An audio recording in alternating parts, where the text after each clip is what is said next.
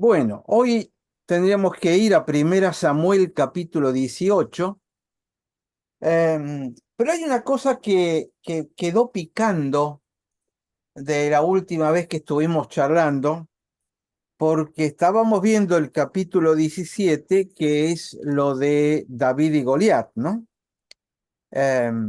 Y lo habíamos desgranado bastante, pero hay un punto que quisiera remarcar y de ahí continuar.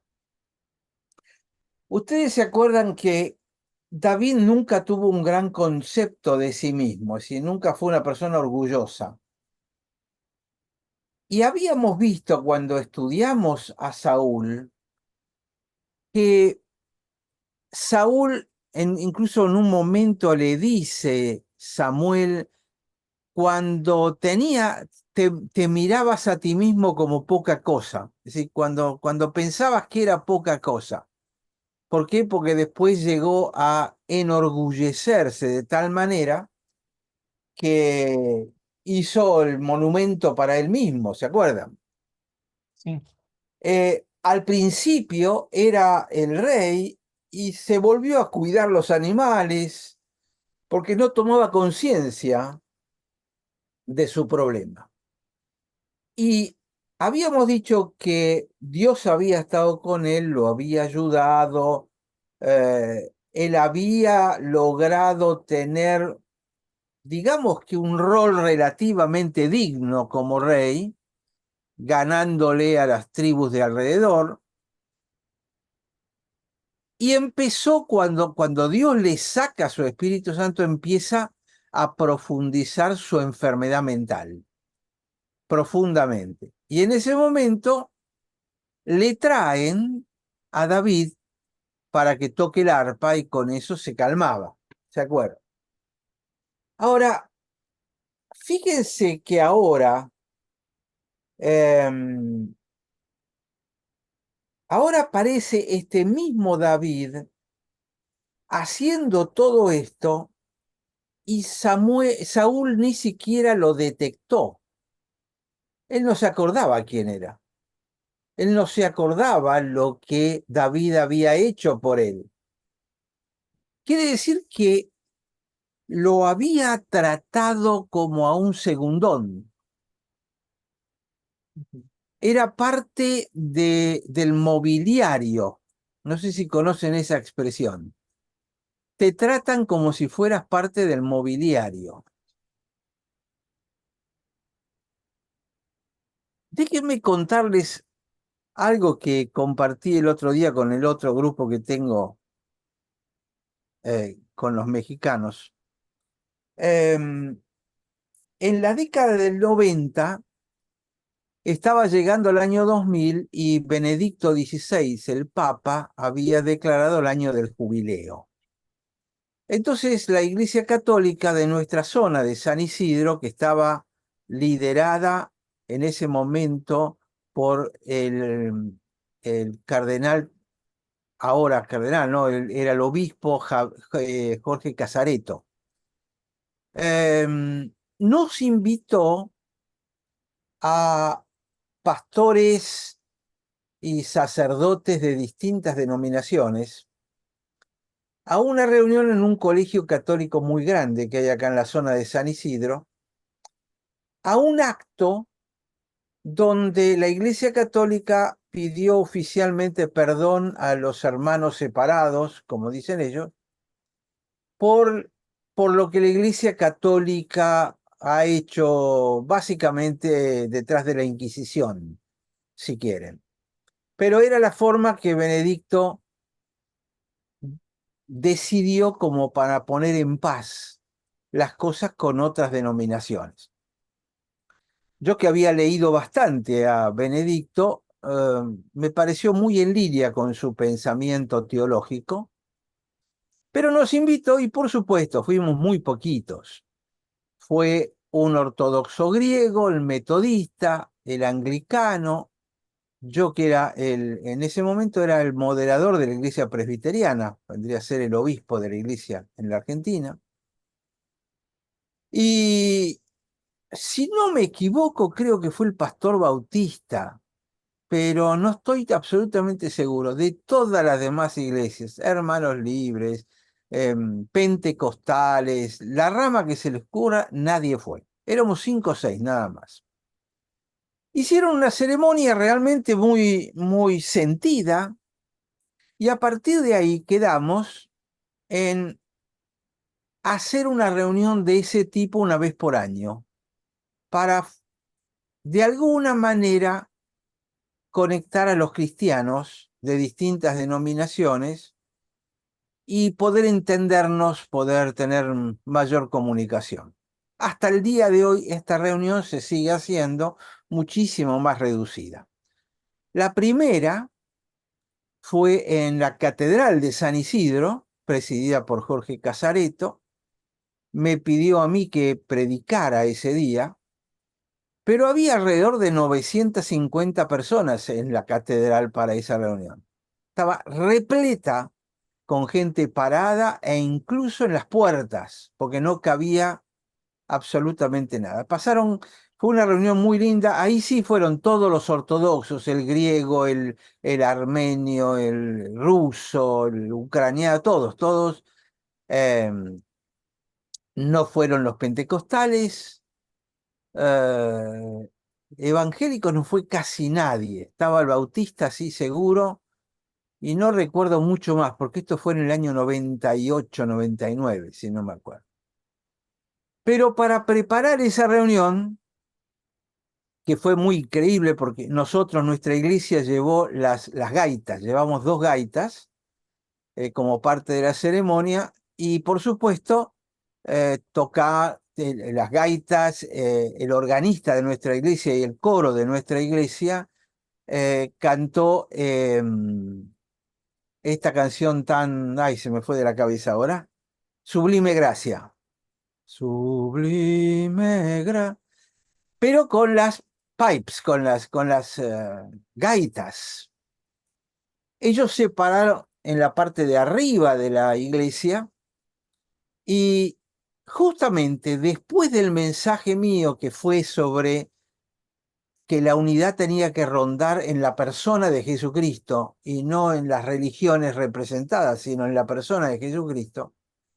Termina eso, estaba programado, se larga el órgano con el coro, empiezan a cantar y cuando empiezan a cantar se largan las 2 gaitas. Imagínenselo adentro de una iglesia donde todo eso está en el pullman arriba, justo abajo de la bóveda grandota de la catedral. ¿Se imaginan cómo resonó eso? La cuestión que en el momento en que empiezan a sonar las gaitas, había 2 palomas en el campanario, en todo el domo ese, que se asustaron y empezaron a volar y volaban dando círculos alrededor de la congregación, 950 personas. ¿Se pueden imaginar un poquitito el espectáculo que era eso? La gente lloraba. Casareto sentado en el centro con todas las 24 sillas de pastores que habían ido, en el centro lloraban, los ortodoxos se levantaban, vinieron todos al unísono a abrazarme, a decir, somos uno en Cristo, con acento griego. Fue impresionante. Yo creo que un mover del Espíritu Santo en serio. Esas palomas no fueron de casualidad. Pero para preparar esa reunión, tuvimos que hacer reuniones entre algunos de los líderes como para planearla. Bueno, ¿quién va a predicar? Casareto enseguida dijo, lo hacemos en la catedral. ¿Qué parte va a tener cada uno? Hicimos esa primera reunión que fue muy buena, nos pusimos de acuerdo y yo lo invité a almorzar a Jorge Casareto acá a casa. Y llegó ese día, nosotros teníamos una señora que nos ayudaba en aquel entonces con los 3 chiquitos, y cocinaba y limpiaba y nos ayudaba todos los días. Y llegó Casareto, nos saludó a nosotros 2 y yo le digo, mira, quiero presentarte acá a esta señora eh, hizo algo que a mí me impactó y de alguna manera marcó parte de mi conducta de ese momento en más, y por eso es que se lo estoy queriendo transmitir. Porque él, cuando vio que ella estaba en la cocina y yo le hablé de ella, nos dejó y se fue directo a la cocina, entró y le dice, ¿cómo te va? ¿Cómo estás? La mujer, con los ojos así abiertos, porque sabía quién era Jorge Casareto, era el obispo de San Isidro, el director de Cáritas, siempre fue un tipo de mucha participación política, incluso conocido. Y él se fue, la saludó, le preguntó quién era, cómo se llamaba, cuántos hijos tenía, dónde vivía, eh, un montón Tuvo una charla con ella y nosotros dos mirándolo desde atrás. Y cuando terminó con la señora, entonces vino, ahí se sentó en la mesa y dice, yo hice una opción concreta por los pobres. Es esta opción medio tercermundista en la que estaba él y que está parte de la Iglesia Católica. Dice, y por eso me propuse que nunca iba a dejar de lado a una de esas personas que nadie reconoce. Entonces hice deliberadamente una opción por el más humilde, que significa prestarle atención al que es parte del mobiliario. Y si ustedes lo piensan, esas personas parte del mobiliario son las que nosotros tampoco nunca miramos, a menos que nos propongamos hacer eso en primer lugar. El portero que te abre una puerta. El que para de barrer cuando está barriendo la calle y vas a pasar. Cuando entras al banco, el guardia de seguridad que está parado en la puerta a quien nadie saluda y que nadie registra. O la señora que en el banco está limpiando el piso. Son los que nadie saluda, nadie ve. En las propias iglesias, a veces uno entra y no registra al que está limpiando o limpiando una ventana, y va a empezar el culto y no, vamos a ver a los amigos, a los importantes. Se los cuento esto porque a menos que uno empiece a tenerlo conscientemente, uno no lo hace. A menos que, como me dijo Casareto en ese momento, uno haga la opción de decir, voy a preocuparme por saludar primero a este. Y justamente me vino bárbaro cuando me fui para Haggai, porque si hay alguien en Estados Unidos a quien nadie le da bolilla, es aquel que es parte del mobiliario. Es una yo, cultura. Entonces, yo, eso me valió que todos los días lo primero que hacía, me iba al subsuelo a buscar a un muchacho filipino que era el que hacía la limpieza. Era residente, vivía en el instituto, pero era el que hacía la limpieza y que nadie atendía. Y después había otro que se llamaba Mark, que era algo así como el encargado, el ingeniero de todo el lugar, 400 habitaciones, imagina que había calderas y un montón de cosas. Esa gente que nadie registra. O nosotros teníamos un caterer, un hombre que preparaba las comidas, que estaba contratado. Yo me iba a la cocina e iba a saludar al cocinero. Y por supuesto, a las chicas que servían la comida. Cuando yo voy a Hawái, ahora de visita de los últimos años, yo voy a la casa de una de estas chicas que servía la comida, porque nos hicimos muy amigos, ella y su marido. Pero lo hice deliberadamente. Es increíble cómo uno determina el ambiente en el que vive cuando uno hace estas pequeñas cositas. Y por eso les cuento con detalle todo esto y de dónde viene.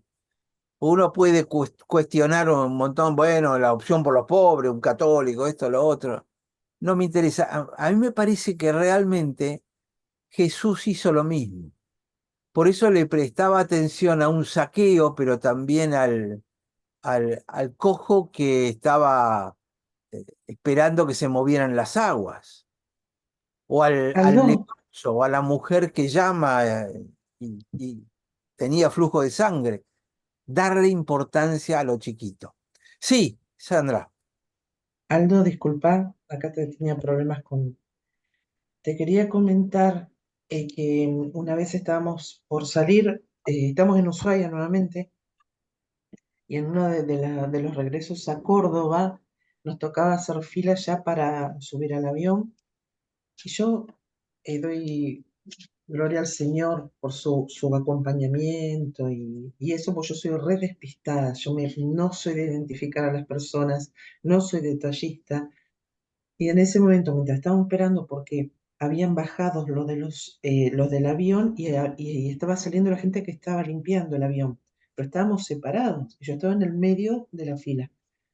Entonces, o sea que presté atención a uno de los muchachos, porque eran varios, que estaba con la escobita y con, creo que con la aspiradora, y sentí el moverme y acercarme a él, pero yo tenía que moverme mucho.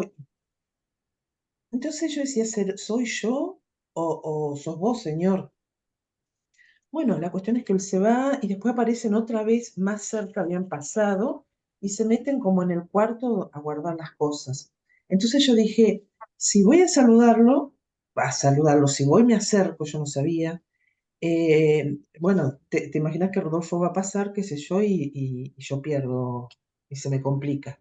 Pero fue tan fuerte el impulso que me acerco al muchacho, él estaba dando la espalda a la puerta, o sea que yo lo llamo, él se da vuelta, pero con una actitud agresiva, como para atacar, ¿viste? Cuando, ¿qué querés? Digamos, molesto.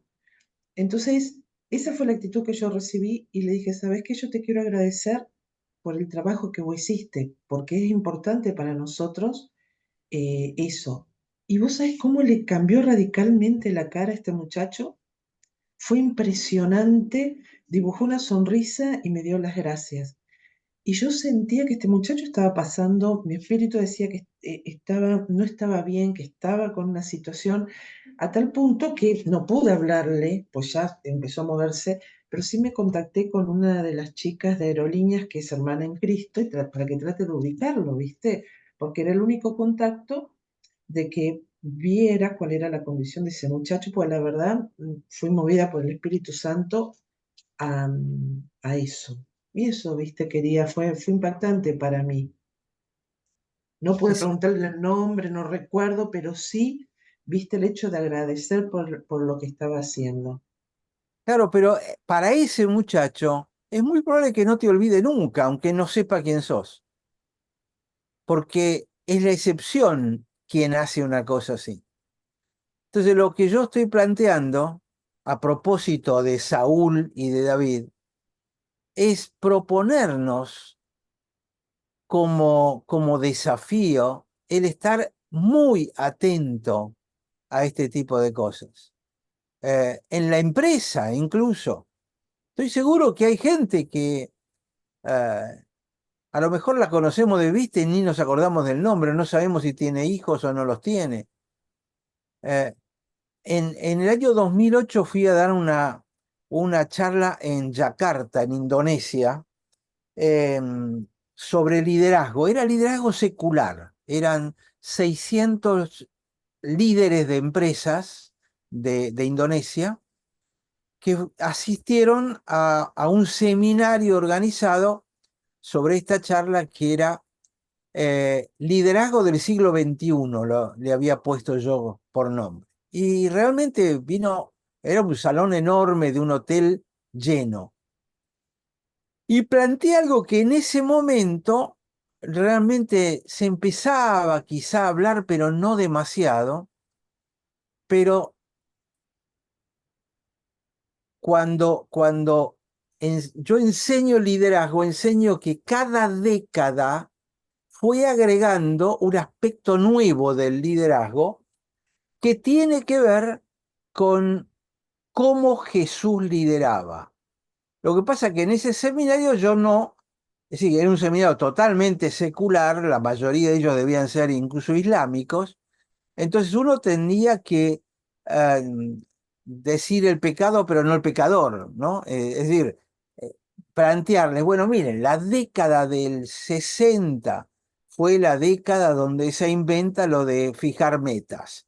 La década del 70 tal cosa, la del 80 la perfección de los japoneses, la del 90 tal cosa, en el 2000, y ahí estábamos en 2008 cuál iba a ser la próxima década, y yo planteé que el desafío del liderazgo no era como habían determinado en esos tiempos, que lo importante era el cliente al cual lo estábamos sirviendo, sino que lo importante del liderazgo era tu empleado. ¿Pero qué empleado? El que está en la recepción, el que atiende el teléfono cuando alguien llama, el que va a la casa de cliente a venderle un producto. ¿Por qué esa es tu cara? Si no tratás bien a ese va a tratar mal al cliente. Y cuando el cliente te hace la cruz, perdiste el negocio.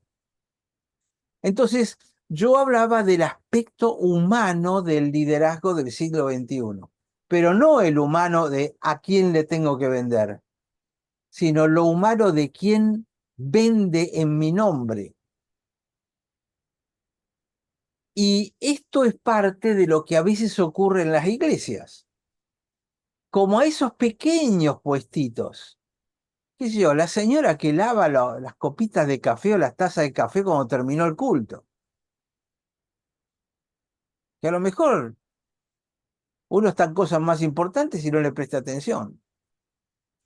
Esas pequeñas cositas hacen una diferencia brutal. Y, surge todo esto porque me parece que es parte de lo que uno tiene que aprender. Saúl estaba tan concentrado en su ombligo, en sus logros, en que era el rey, que ni siquiera lo reconoció a David. Ni siquiera se da cuenta que él era el que lo rescataba de sus episodios de depresión. Porque él no estaba para esas cosas pequeñas. Y realmente, a menos que nos propongamos esto, y aún proponiéndolo y teniendo claro en nuestra mente, se nos van a pasar un montón de gente que no sabemos quién es. ¿Qué sé yo? ¿Cuál es el nombre de tu cartero? Eh, entonces, me parece que es una aplicación práctica que puede servir de este episodio. Eh, Porque fíjense, 17:58, le dices a un muchacho, ¿de quién eres hijo? Y David respondió, yo soy hijo de tu siervo Isaí de Belén. No tenía la menor idea de que ni siquiera lo reconoció. Y ahora le presta atención porque había matado a Goliat y había aparecido con la cabeza. Si no, tampoco le prestaba atención. ¿Estamos hasta acá? Perdón que fui medio largo, pero me parece que valía la pena subrayar bien este punto que es una aplicación práctica muy concreta. Ujú. Entonces, capítulo 18 empieza el pacto de Jonatán y David. Aconteció que cuando él hubo acabado de hablar con Saúl, el alma de Jonatán quedó ligada con la de David. Y lo amó Jonatán como a sí mismo. Em, Quiero decirles, supongo que a lo mejor lo escucharon, todo el movimiento LGTB y, y demás menciona siempre que la relación entre Jonatán y David no era una relación de amigos, sino que era mucho más que una relación de amigos, ¿no? Eh, y realmente leyendo la Biblia, eh, uno puede quedar con cierta duda porque no es absolutamente claro, pero el concepto este lo amó Jonatán como a sí mismo.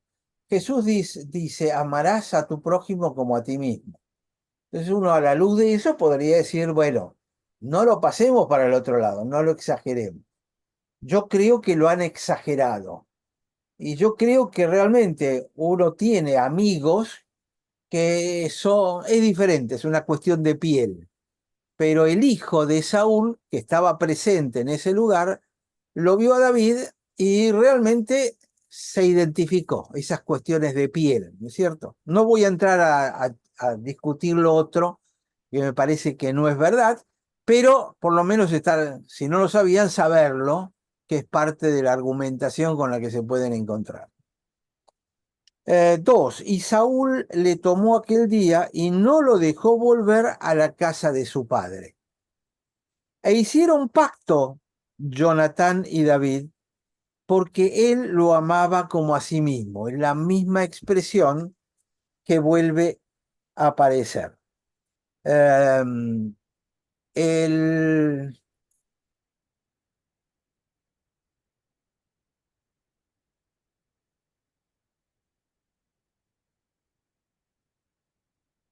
uh, el, el original griego del versículo 1 dice, y lo amó, uh, el verbo lo amó es imperfecto, que en hebreo significa que continuó amándolo. No es que fue en un momento, siento amor, sino que desde ahí en adelante lo amó a Jonatán como su propia alma. La traducción es a como a sí mismo. La palabra está basada en la palabra nefesh, que es alma. Es decir, somos almas gemelas. Es una expresión que podríamos utilizar hoy sobre ese punto.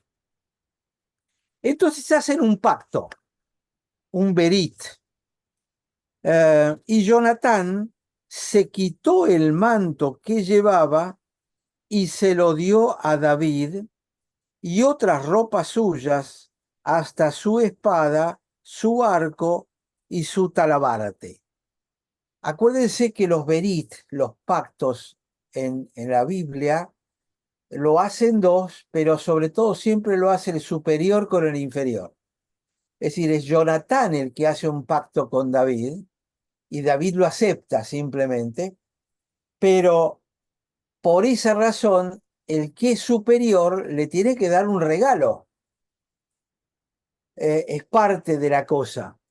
Es lo mismo que el pacto de Dios con Abraham o el pacto de Dios con Moisés o el pacto de Dios conmigo. Siempre tiene que darle algo más. Me pareció que alguien quiere comentar algo, ¿no? Entonces, cuando se hace un pacto de ese tipo, el superior le tiene que regalar algo al inferior. Y ahí es donde está, le dio ropa, espada, arco y talabarte. Es decir, todo lo que era exterior, así como había entregado su alma o su corazón, le entregaba también todo lo de afuera como regalo. Y salía David a donde quiera que Saúl lo enviaba y se portaba prudentemente y lo puso Saúl sobre gente de guerra y era aceptado a los ojos de todo el pueblo y a los ojos de los siervos de Saúl. Y esto es peligroso. Cuando el líder te echa el manto y vos te portás bien y empezás a tener logro, empezás a hacer competencia para el líder principal, que es lo que le pasó a David en definitiva, ¿no? Y por esa razón es que un líder mediocre difícilmente le delega autoridad a alguien que es más capaz que él, porque en algún momento va a perder. Entonces el mediocre se va a rodear de mediocres o de mediocres para abajo. Con lo cual termina toda la organización siendo absolutamente mediocre. Y el mediocre es mediocre porque generalmente no tiene un buen concepto de sí mismo, porque no tiene seguridad personal y no tiene capacidad quizá para llevar adelante la cosa. Entonces el versículo 6 dice que aconteció que cuando volvían ellos, cuando David volvió de matar al filisteo, salieron las mujeres de todas las ciudades de Israel cantando y danzando para recibir al rey Saúl con panderos, con cánticos de alegría, con instrumentos de música, y cantaban las mujeres que danzaban y decía, Saúl hirió a sus miles, qué bueno, pero David a sus 10.000. Y esto es peligrosísimo, porque el pueblo le reconocía a David más que a Saúl, cosa que era válida, porque lo que había hecho David era superior a lo que había hecho Saúl, sin duda. Y se enojó Saúl en gran manera y le desagradó este dicho y dijo, a David dieron 10.000 y a mí miles, no le falta más que el reino. Acuérdese que Saúl no sabía que había sido ungido para recibir el reino, pero él decía, voy a perder mi reino. La típica reacción del líder mediocre. Y desde aquel día Saúl no miró con buenos ojos a David. Esta es la consecuencia habitual. Es decir, cuando aparece un líder de abajo que va teniendo éxito, el de arriba le tiene celos y esos celos muy difícilmente puedan desaparecer. Porque va a estar siempre, este me va a ocupar mi lugar. A menos que uno no tenga ningún temor de perder ese lugar por, qué sé yo, por haber llegado. Entonces, no tiene problema, al contrario, lo ayuda al de abajo para que progrese, crezca y eventualmente tome su lugar. Hace lo que hizo Juan el Bautista. Es necesario que yo mengüe para que él crezca. Es la actitud absolutamente opuesta. Aconteció el otro día que un espíritu malo de parte de Dios tomó a Saúl y él desvariaba en medio de la casa. David tocaba con su mano como los otros días y tenía Saúl la lanza en la mano. Pero fíjense que al otro día ocurre. A él le agarran los celos y al otro día estaba psicótico, ya estaba trastornado, ya estaba del otro lado. Entonces el 11 dice que arrojó Saúl la lanza diciendo, enclavaré a David a la pared, pero David lo evadió 2 veces. Es decir, que Saúl debió haber agarrado la lanza y volver a tirársela, por lo menos. Pero Saúl estaba temeroso de David por cuando Jehová estaba con él y se había apartado de Saúl. Él estaba temeroso, siempre fue un temeroso. Acuérdense, desde el primer momento tenía temor. El pueblo tenía temor, él tenía temor. Por lo cual Saúl lo alejó de sí y lo hizo jefe de 1000. Nada más. Es decir, él había vencido a 1000. Bueno, le voy a dar a David algo similar a lo mío, para que por lo menos sea igual, pero no superior. Lo hace jefe de 1000. Y salía y entraba delante del pueblo, y David se conducía prudentemente en todos sus asuntos, y Jehová estaba con él. Y viendo Saúl que se portaba tan prudentemente, tenía temor de él. Es decir, cuando el que sigue se porta bien, sigue generando problemas, porque sigue siendo alguien que te puede sacar el poder. Pero todo Israel y Judá amaba a David porque él salía y entraba delante de ellos. Entonces le dice Saúl a David, he aquí, yo te daré Merab, mi hija mayor, por mujer. Acuérdense que habían prometido que si alguien vencía a Goliat, le iba a dar la hija. Bueno, le da la hija mayor. ¿Para qué? Y para tenerlo más cerca. A tus enemigos trata de tenerlos cerca. Con tal que me seas hombre valiente y pelees las batallas de Jehová. Te voy a mandar al frente, David, a la primera línea para que pelees en mi nombre. Lo mismo que David después le hace a Urías. Pero Saúl decía, no será mi mano contra él, sino que será contra él la mano de los filisteos. Es decir, no es que decía, bueno, este muchacho me puede sacar al lugar, no, lo quiero matar, quiero que desaparezca, pero yo no puedo quedar como el culpable. Pero David respondió a Saúl, ¿quién soy yo? ¿O qué es mi vida? ¿O la familia de mi padre en Israel para que yo sea yerno del rey?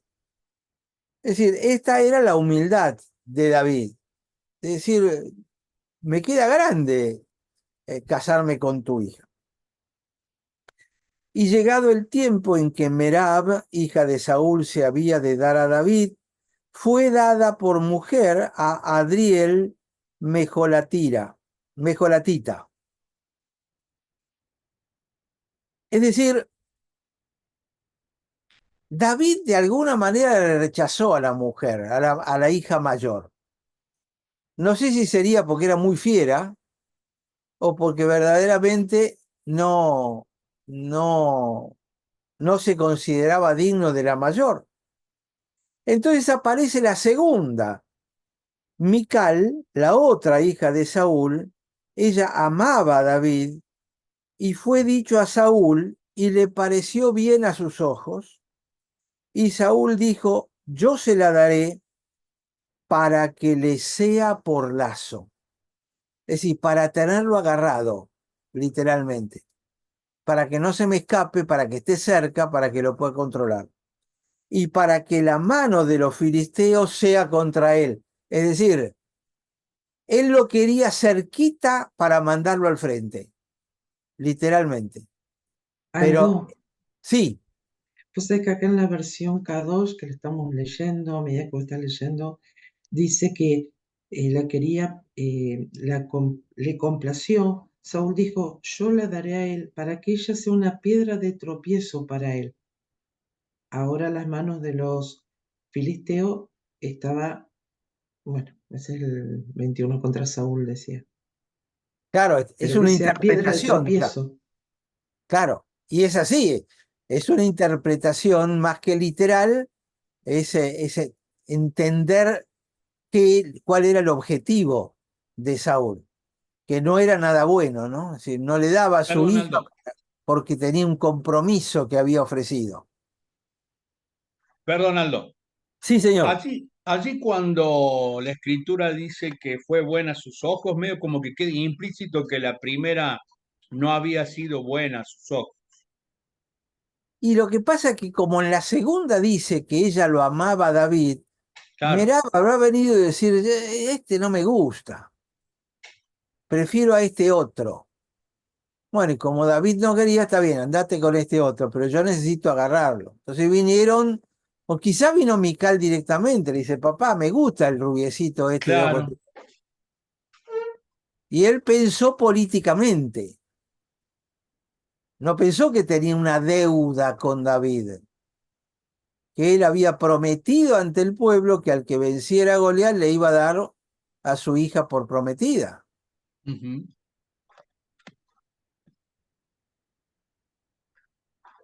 Entonces le dice Saúl a David por segunda vez, tú serás mi yerno hoy. Y mandó Saúl a sus siervos, hablen en secreto a David, díganle, he aquí el rey te ama, todos sus siervos te quieren bien, sé pues yerno del rey. Es decir, mandó a dorarle la oreja para que David agarrara viaje, porque el objetivo no era que se casara y fuera feliz ni él ni su hija, sino el objetivo era tenerlo cerquita para mandarlo al frente en cuanto pudiera. Los criados de Saúl hablaron estas palabras a los oídos de David, y David dijo, ¿os parece a vosotros que es poco ser yerno del rey, siendo yo un hombre pobre y de ninguna estima? y los criados de David. Fíjense que el propio David había sentido el peso de ser pastor de ovejas, el hijo, el hijo abandonado, el último, que estaba allá en el campo, que no servía, que no valía, que ni siquiera su padre se acordaba de él. Sí, David había asumido, la verdad, yo soy una persona de poca estima. No me estima ni mi padre, ni mis hermanos, ni nada. Entonces lo asombraba esto, y sobre todo yo creo que por eso valoró tanto la estima de Dios, que Dios lo estimara, que Dios lo considerara valioso. Y yo creo que eso forma parte de su conexión con Dios. Cuanto más autoestima tengo, más difícil es entregarme en manos de Dios.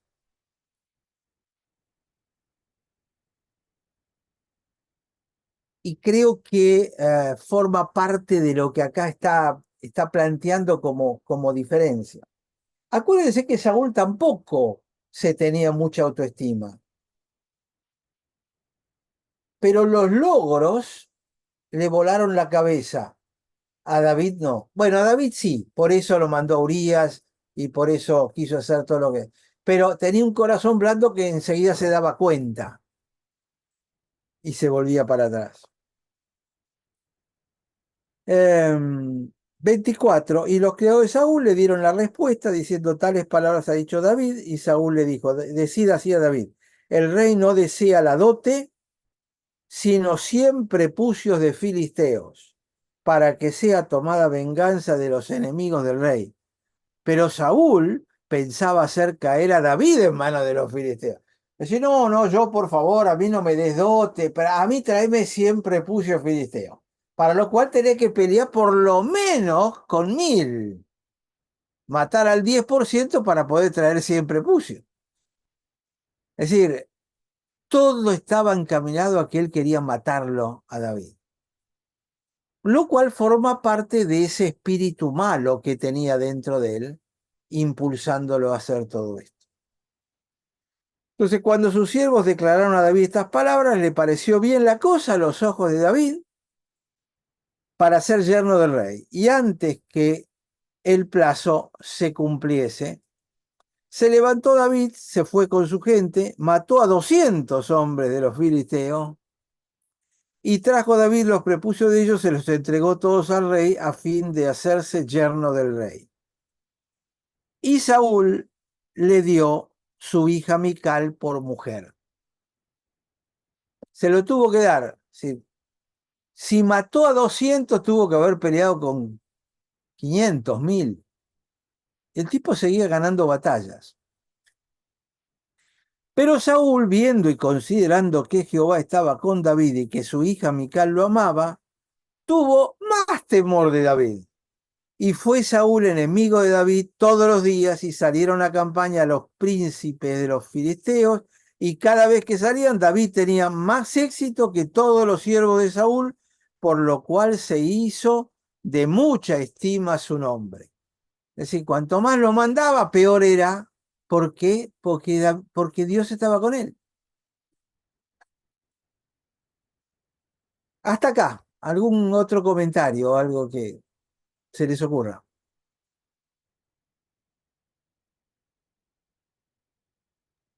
Yo pensaba de que Saúl en su mente estaba a ser rey a Jonatán, y él veía un montón de indicios de que David tenía la bendición de Dios, y es como que humanamente quería truncarle la carrera o truncarle el camino a ser el rey, porque él ya había decidido que su hijo Jonatán lo fuera.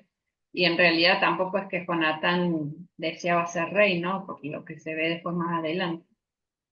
Pero Jonatán iba a ser el rey. David no podía ser rey mientras Jonatán estuviera vivo. Claro. Entonces, yo creo que en ningún momento Saúl pensaba que David iba a llegar a ser rey. Pero yo creo que percibía que el Espíritu de Dios estaba con David y algo se olía, porque era es como muy evidente la lucha que había en lo espiritual, ¿no? Claro, pero su problema no era el título o la posición que iba a lograr, sino que le estaba sacando fama. Mm. Como se dice en la televisión, robaba cámara.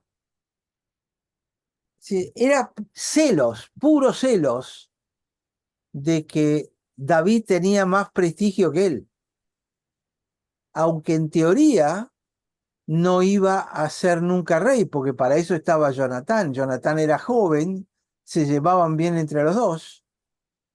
Entonces, uno puede decir, bueno, sí, eh, pero si se llevan tan bien con Jonatán, ¿cómo va a llegar a ser rey? No hay forma. El problema es hasta dónde puede llegar la envidia a carcomer para desear que el otro se muera porque es más exitoso que uno. Creo que forma Si, parte de ese espíritu malo, ¿no? Que tenía Saúl. si me permiten, a mí me gustaría acotar porque cuando dijeron que el espíritu del Señor estaba con David, me vino eh, el respaldo de Dios con José, ¿sí? El hecho de que en medio de las distintas circunstancias y tremendas que uno pueda pasar, si Jehová nos acompaña, uno tiene, bueno, tiene un respaldo, tiene algo, no importa la circunstancia que uno esté atravesando. En la guerra Saúl trataba de que muera David, era todo lo contrario, era victoria tras victoria, y en la esclavitud de José y todo lo demás, el Señor lo favorecía, ¿no? Se nota, se ve, y bueno, y uno lo percibe, ¿no? Particularmente. Es que en el fondo, si nosotros lo interpretáramos, no desde el punto de vista humano, es decir, Jonatán va a ser el que me suceda, entonces este no puede llegar a ser rey. Eso es visto del lado humano. Pero visto del lado de Dios, que Él ya tiene decididas las cosas y sabe cómo va a resultar, Dios lo seguía bendiciendo porque sabía lo que iba a pasar y estaba preparando todo. Tras bambalinas, detrás del primer plano, Dios está preparando todas las cosas. Y esto lo vemos mucho, especialmente en los evangelios con Jesús. Cómo Jesús preparaba tras bambalina cosas. Por ejemplo, ¿se acuerdan cuando en el libro de los Hechos, Pedro y Juan van al santuario y está este hombre pidiendo limosna en la puerta de la Hermosa, creo que era? Y hacía, creo que 38 años que estaba ahí pidiendo. Y yo más de una vez he dicho, ¿cuántas veces entró Jesús por esa puerta? Seguro que muchas. Y Jesús lo debió haber visto. Y le pasó al lado y no lo curó cuando podría haberla curado. ¿Por qué? Porque lo estaba dejando para Pedro y Juan en algún momento. Es decir, cómo Dios maneja la historia, y lo importante para nosotros es tener esa fe de que Él está manejando nuestras historias también por detrás, aunque no nos parezca o no lo veamos. Pero Él nos va preparando para lo que viene, para el futuro.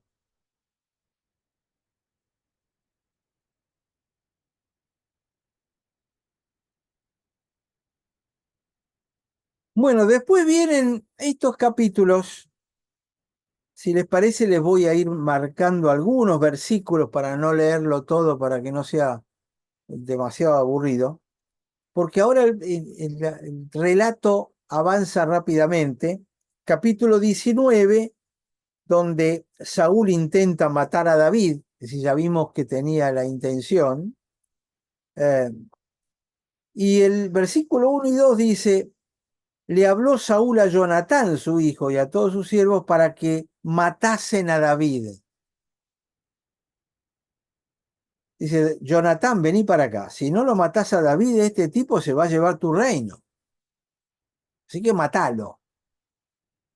Pero Jonatán, hijo de Saúl, amaba a David en gran manera y le dio aviso a David diciendo: Saúl, mi padre, procura matarte. Por tanto, cuídate hasta la mañana y estate en un lugar oscuro y escóndete. Y aparece todo este relato de David y Jonatán. Em,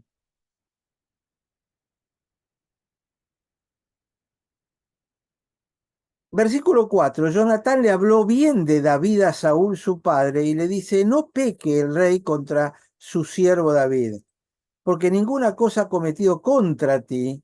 Sus obras han sido muy buenas. Él tomó la vida de su mano y mató al filisteo. Jehová dio gran salvación a todo Israel. Tú lo viste, te alegraste. ¿Por qué vas a pecar contra sangre inocente matando a David sin causa? Y escuchó Saúl la voz de Jonatán y juró Saúl: vive Jehová que no morirá. Entonces Jonatán lo llamó a David y le declaró todas estas palabras y él mismo trajo a David a Saúl. Es decir, esta era la habilidad de Saúl. La pregunta ¿es cierto que él dijo: no, no, no, no va a morirse?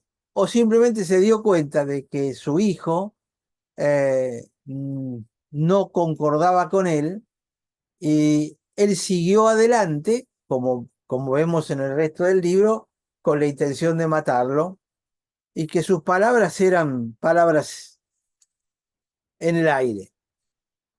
Después en ese mismo capítulo aparece Mical dándole aviso a David, versículo 11, le dice: si no salvas tu vida esta noche, mañana serás muerto. Y descolgó Mical a David por una ventana, él se fue, huyó y escapó.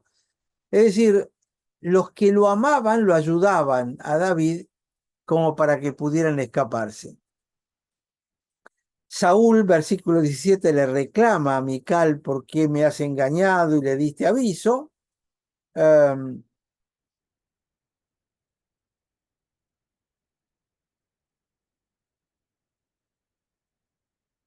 y David se escapó, versículo 18, vino a Samuel en Ramá. Es decir, es la primera referencia que tenemos de David volviéndolo a ver a Samuel desde aquella vez en que lo había ungido. Y le dice todo lo que Saúl había hecho. Y él y Samuel se fueron y moraron en Nayot. Es decir, se mudaron, se fueron a otro pueblo. Y fue dado aviso a Saúl diciendo: he aquí que David está en Nayot en Ramá. Entonces Saúl envió mensajeros para que trajeran a David, los cuales vieron una compañía de profetas que profetizaban, y a Samuel, que estaba allí, los presidía, y vino el Espíritu de Dios sobre los mensajeros de Saúl, y ellos también profetizaban.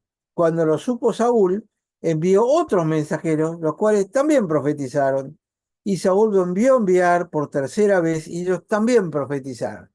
Es decir, cuando llegaban ahí, cambiaban el corazón aún de los mensajeros. Entonces él mismo se fue a Ramá y, llegando al gran pozo que está en Secú, preguntó diciendo: ¿dónde están Samuel y David?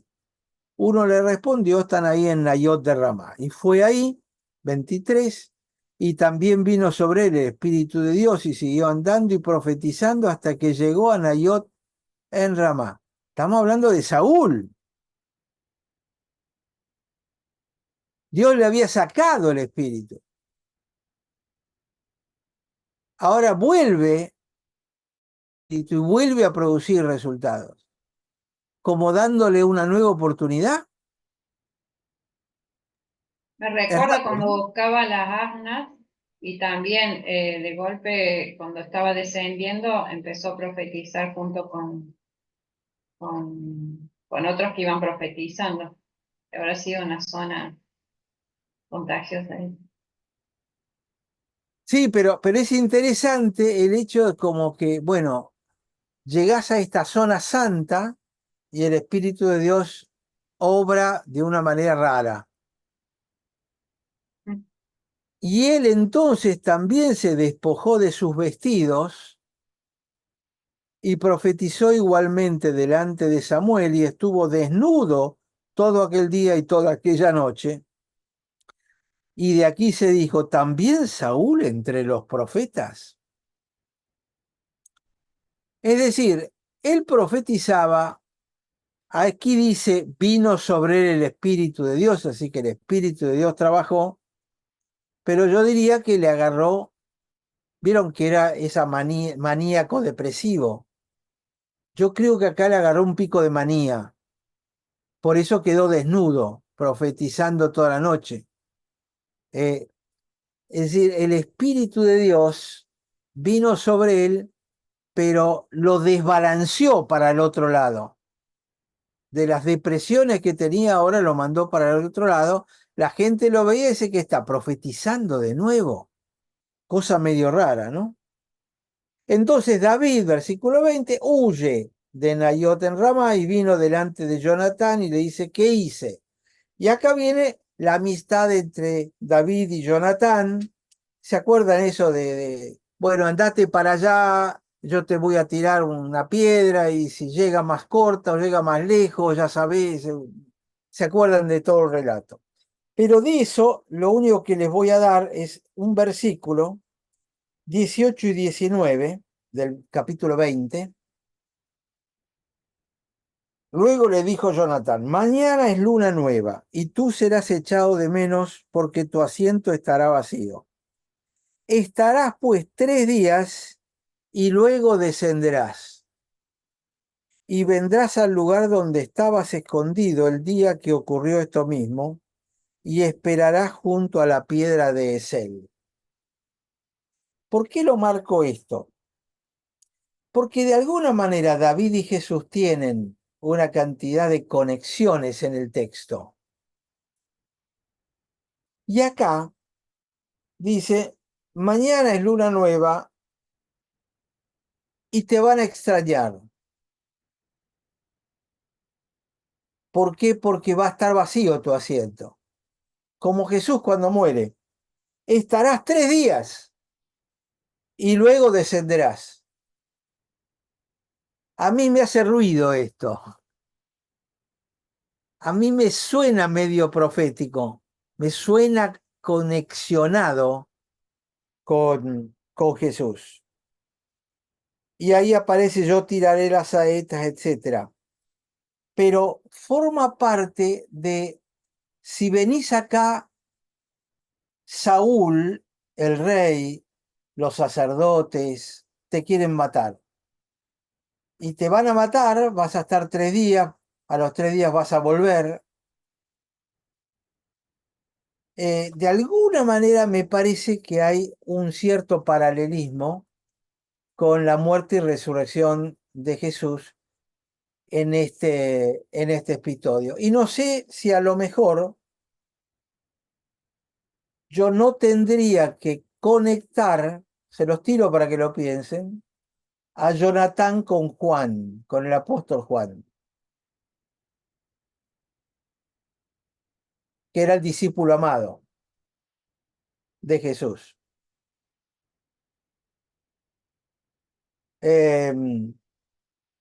Podrán decir, ¿lo estás trayendo de los pelos? Sí, lo estoy trayendo de los pelos.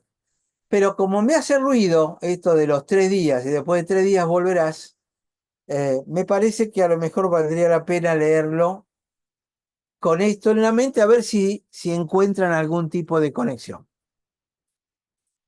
Y como estamos más o menos sobre la hora, diría que hasta acá cantó Garay, si les parece bien.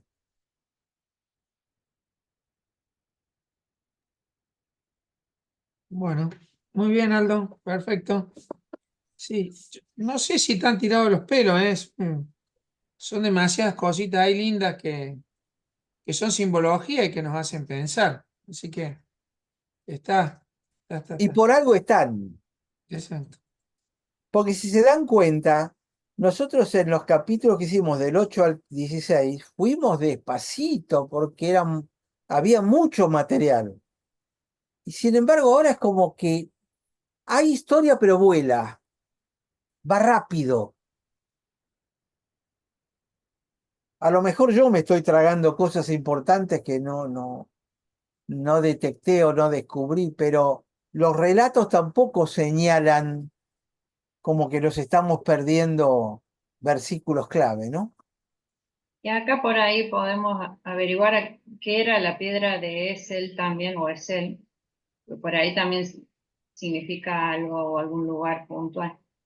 Y del capítulo anterior me quedé pensando cuando Mical miente, dice, ¿por qué no me entregaste a David para que lo matara? Dice, no, es como que la amenazó a ella de muerte y como que si ella hablaba la mataba, o sea, como que mintió para salvarle la vida.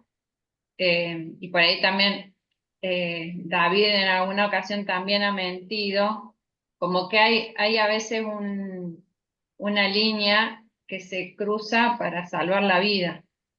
Es que Exacto, a veces, digamos, en situaciones así de vida o muerte, usan alguna mentira para salvar su vida, o como cuando se hizo pasar por loco David o cosas así, ¿no? exacto. A veces que somos tan exquisitos con las palabras, ¿no? Ujú. Acá dice que Etzel es una piedra memorial en Palestina. Ahora, ¿memorial de qué?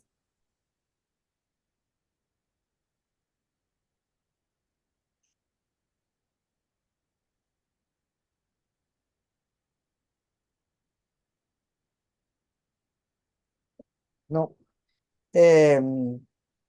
No sé memorial de qué. Sería interesante buscarlo esto, a ver. Ahora lo voy a investigar un poquito, a ver.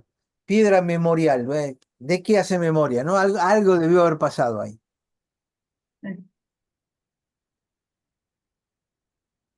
Bueno, gente, los veo muy calladitos, Estamos a fin de mes, Aldo. ¿sí? Es cierto. Ya no No, queda nada ya. me quedé pensando por qué relaciona a Jonatán con Juan. Quedé pensando. No está mal, no es que esté mal, pero me quedé pensando en eso. Claro, con Juan o con Juan el Bautista.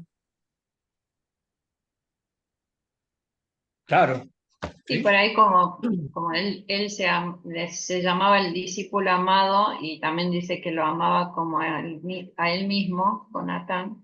O sea, habla de un amor que sobresale. Obviamente Juan, escribe Juan y él se cree amado y creo que todos en realidad sentían ese amor especial de Jesús, ¿no? O sea, creo que Exactamente. podía haber descrito otro también, pero puede ser un paralelismo. Sí, yo ya me acostumbré que en la Biblia cuando aparece algo no es de casualidad, ¿viste? no. Solamente que hay que investigar un poquito atrás, a ver de qué se trata. Bueno, muy bien. Bueno, chiquitos, Gracias, Aldo. Un fuerte abrazo, un cariño grande. gracias Nos vemos. igualmente para ustedes. Bendiciones. Nos vemos la semana que Gracias, viene. Aldo. Gracias.